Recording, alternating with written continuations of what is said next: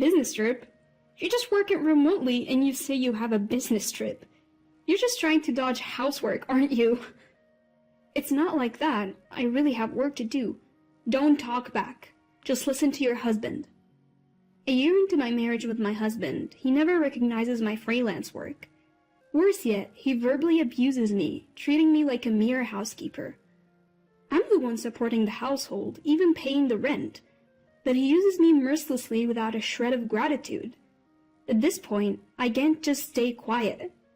I'll turn the tables and use my husband's threats of divorce papers to my advantage. With the image of his frantic scrambling in my mind, I headed for my business trip. My name is Maya, a 29-year-old employed by a publishing company. My husband's name is Bill, 5 years my senior at 34. We met 3 years ago when work took me to a different region.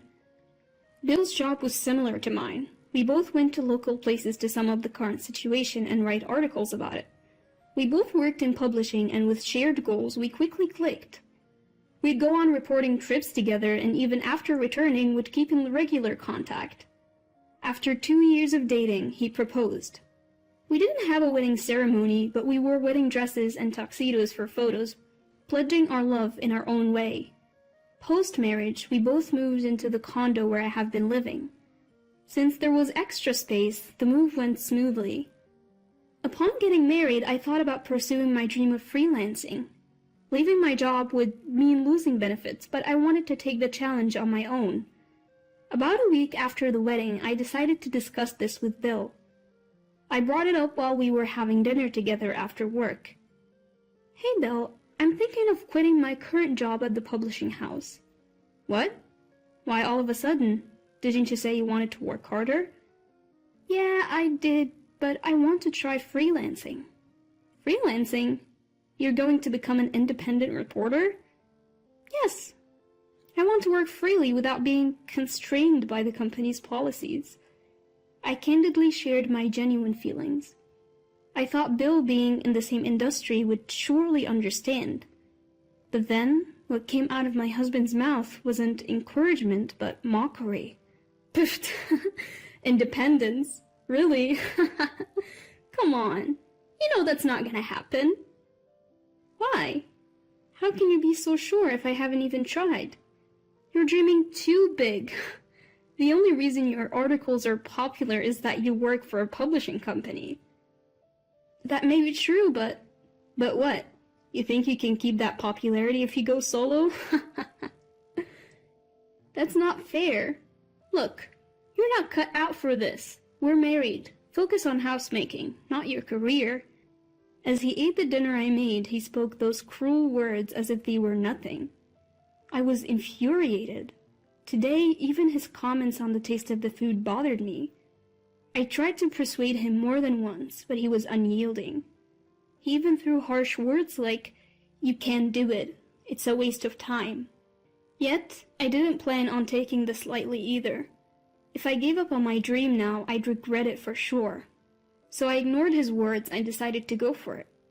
I submitted my resignation and ventured on a path as a freelance reporter.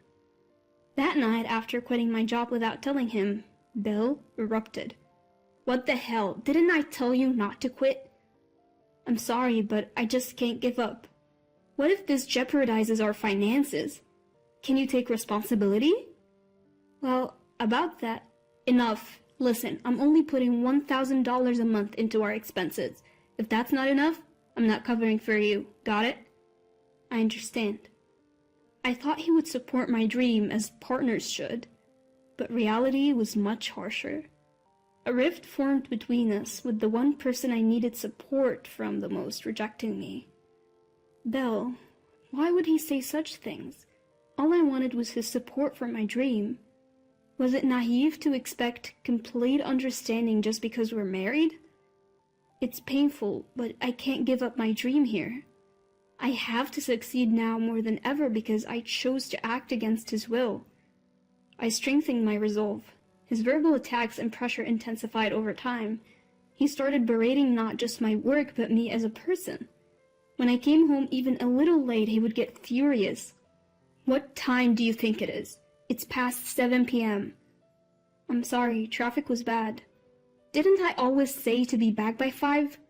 No dinner ready when I get home. That's unacceptable. I'm sorry, I'll make it right now. I already ordered delivery. Expect a bill for that later. Staying overnight for field reporting was an absolute no-go, thanks to my husband's rules.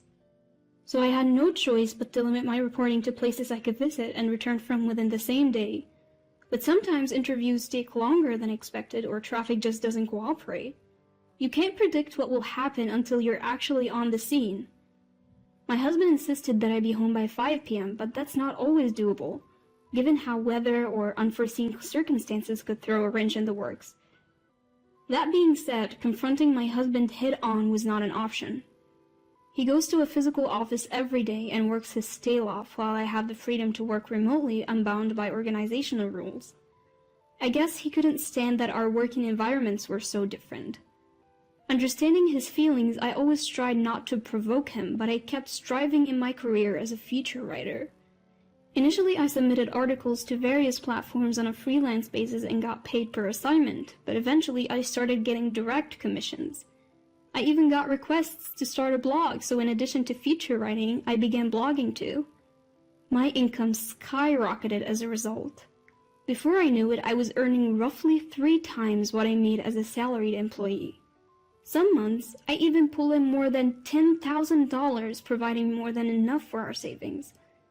Even after achieving a stable monthly income of $10,000, I kept it a secret from my husband. I knew he'd flip if he found out I was freelancing and making more money than him. A year into our marriage, his attitude hasn't changed. If anything, it's gotten worse, and our conversations are practically non-existent. Instead, he increasingly berates me. Then, one fateful day. On a rare day off, I bought some clothes from a luxury store. When I got home, my husband glared at the shopping bags and sneered. "You can barely bring in any money and you're out shopping like it's nothing. Do you even know your place? I earned the money myself, so why can't I spend it?" "Huh, really? Aren't you using the $1,000 I give you every month?" "That's not it. That $1,000 can even cover rent. Why would I touch that?" "Did you just call me low income?" "No, nobody's saying that." Suddenly, he hurled his beer can at me. It narrowly missed me but spilled all over my new clothes. "What are you doing?"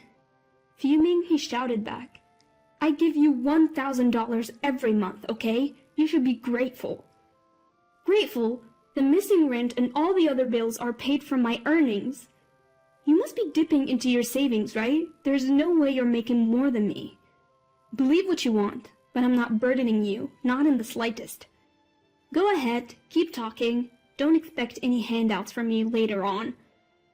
My husband threw a can and sneered at me, not even bothering to apologize. I felt like I was reaching my breaking point with him.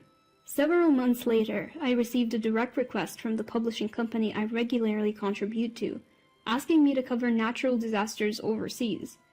It's an overseas assignment, so a day trip was out of the question. I decided to tell my husband about the work trip. "Bill, I know it's short notice, but I'll be traveling overseas for work this weekend." "Work trip? You're just a freelancer. What are you talking about? You just want to slack off on housework, don't you?" "That's not it. I really have to go. There's no way a freelancer like you has to go on an overseas work trip. How could you lie like that?" "It's not a lie. I was directly asked by the publisher."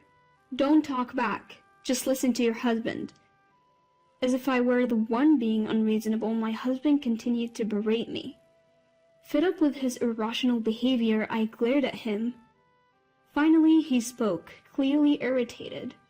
"Do you even know your place? You're just a reporter in name only, practically unemployed, and yet I still stay married to you."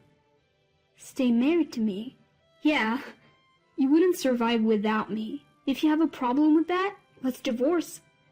My husband pulled out divorce papers from his suit pocket and tossed them in front of me. That was the moment. A vein in my temple throbbed, and a rage I've never felt before consumed me. I can't take it anymore. I absolutely refuse to stay married under these conditions. From now on, I'll use him to my advantage. My husband always threatened me with divorce papers whenever he was displeased. Until now, I'd always apologized because I didn't want a divorce, but I realized that wasn't necessary anymore. I filled out the divorce papers and submitted them while he was out. I also arranged to terminate our condominium lease at the end of the month. Furthermore, I moved up my overseas work trip and headed to my destination that day. I didn't tell my husband anything and kept my messages and call notifications off. Having finished all my work, I returned home after 2 weeks abroad. The time was already past 8 p.m. and the lights were on in the house. I didn't want to see him, but I had no choice but to go home. Taking a deep breath, I opened the front door. Hearing that, a series of loud footsteps erupted from the living room. I looked up and saw Bill standing tall with his arms crossed. Just as I was about to speak, he started yelling at me. You have the nerve to come home like nothing happened. Where have you been without even replying to my messages? I told you, remember? I was on a business trip abroad. Business trip? Business trip? Seriously, as if someone like you, who occasionally works remotely to write boring articles, could ever go on a business trip. I told you, I got an assignment from the publishing company. I even got paid for it this time. Paid? What did you get, like $10? What a fool, spending money on transportation to go abroad just to make $10. Bill kept on belittling me with his crude laughter. But what he didn't realize is that we're no longer husband and wife. He's only able to act so high and mighty because he doesn't know, and his words no longer have any effect on me. Finally, I calmly said, "Do you enjoy putting people down like that?" "What? What are you talking about? If you feel belittled, it's your fault, isn't it?" "I haven't done anything to be looked down upon by you. In fact, I make about 5 times more than you do." 5 times? As if. That would mean you're making close to $10,000 a month. Yes, that's correct. What? Faced with this unexpected truth, Bill's face twitched. He clearly couldn't stand the fact that I made more than he did. Fuming, he blurted out, "You've got to be kidding me, you're such a liar. I'm divorcing a wife who won't even do the housework." Panting heavily, Bill shoved new divorce papers in my direction. With a smile, I revealed the truth to him. Another new form for me to sign. "Yes, sign this quickly." "Don't worry, I already submitted the divorce papers 2 weeks ago." What are you talking about?" "We're not married anymore. Why are you still in this house?" Bill stammered, barely able to get words out. Finally he spoke. "What do you mean you filed for divorce? Why would you do that?" "Why? Because you handed me the papers." "But I didn't really want a divorce." "Well, too bad. I thought it was okay to part ways, so I filed." "You've got to be kidding me. I just gave you those papers to scare you into understanding your role as my wife." Bill grabbed my shoulders, his eyes filled with anger. As I suspected, he never intended to divorce me. He just wanted to intimidate me into obeying him. Knowing this, I chose to divorce him anyway. I realized I could never be happy with him. Finally understanding this, I unleashed all my pent-up feelings. "You think you can lecture me? Do you know how it feels to have your dreams mocked by the one person who should support you? Hold on, Maya, don't call me like we're friends. We're divorced, we're strangers now." "What am I supposed to do now? Can I stay here?" "This is my condo. You're essentially trespassing. I never want to see you again. Leave now." I threw Bill's belongings out. Initially he resisted, but eventually gave in, shoulders drooping. After that, Bill called his parents and apparently moved his stuff to their place. However, due to the circumstances, they refused to let him stay and told him they wouldn't help him financially. As a result, he had no choice but to live on his limited income and move to a cheap apartment far from his workplace. He can't spend money like he used to, and just getting by has become a struggle. His savings have run out, and now he's living a dull life just trying to save money. As for me, I've signed a lease on a different condo and started living alone. The move went smoothly, and now I'm enjoying my work in my new home office.